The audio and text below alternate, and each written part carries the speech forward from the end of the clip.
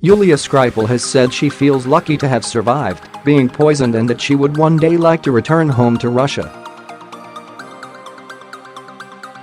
Ms Skripal, who was poisoned in March in Salisbury along with her former spy dad, said, "We are so lucky to have both survived this attempted assassination. Our recovery has been slow and extremely painful."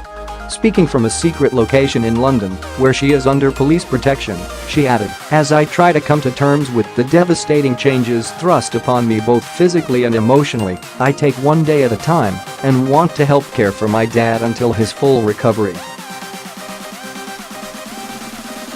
In the longer term, I hope to return home to my country." UK government tests identified the deadly novichok nerve agent as the substance used on the Skripals. It is believed to have been put on the handle of Mr Skripal's home. The fact that a nerve agent was used to do this is shocking. "My life has been turned upside down," said Ms Skripal, who was appearing on camera for the first time since the attack and had a distinctive red scar on her neck. She declined to go into specifics but said the treatment necessary to save her life had been invasive, painful and depressing. The 33-year-old Russian and her father Sergei, a former Russian double agent who now lives in the UK, were found frothing at the mouth on a bench in Salisbury on 4 March. Ms Skripal was on one of her regular visits to the UK to see her father.The pair were in a coma for weeks after the attempt on their lives, and Sergei was only discharged from hospital on 18 May. It was initially feared they could have suffered irreparable damage. The incident sparked a massive police operation in Salisbury, as well as a diplomatic row that led to dozens of Russian diplomats being expelled from countries around the world. The Russian government strongly denies Western claims that it was behind the poisoning and has offered to help the pair.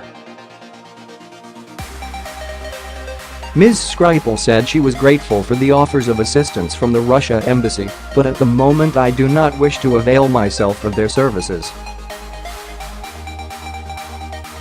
She added, "I want to reiterate what I said in my earlier statement, that no one speaks for me or for my father but ourselves."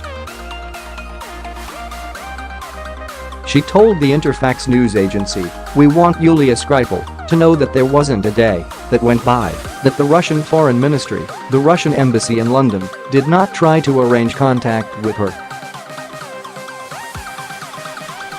with the main objective of ascertaining that she was not being held there against her will, that another person was not pretending to be her, and finding out about her condition and her father's condition from the source."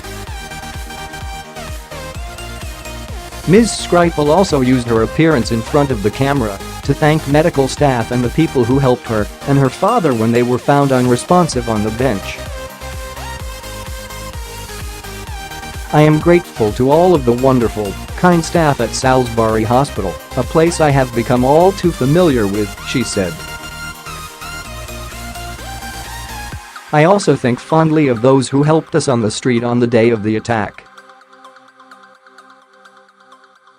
Miracle recovery: how Sergei and Yulia Skripal survived the Novichok attack. Mr Skripal, 66, was arrested in 2004 by the Russian security service on suspicion of passing secrets to Britain's MI6 intelligence agency. He eventually settled in Salisbury after a 2010 spy swap that also saw 10 Russians sent back to their homeland from the US. Detectives are believed to still be questioning him more than 2 months after the attack. They are trying to piece together the Russian former double agent's life in retirement in Britain as more details emerged of his recent activities. They want to know more about his regular train journeys to London, his trips abroad, and his monthly meetings with his alleged former MI6 handler in a Salisbury restaurant.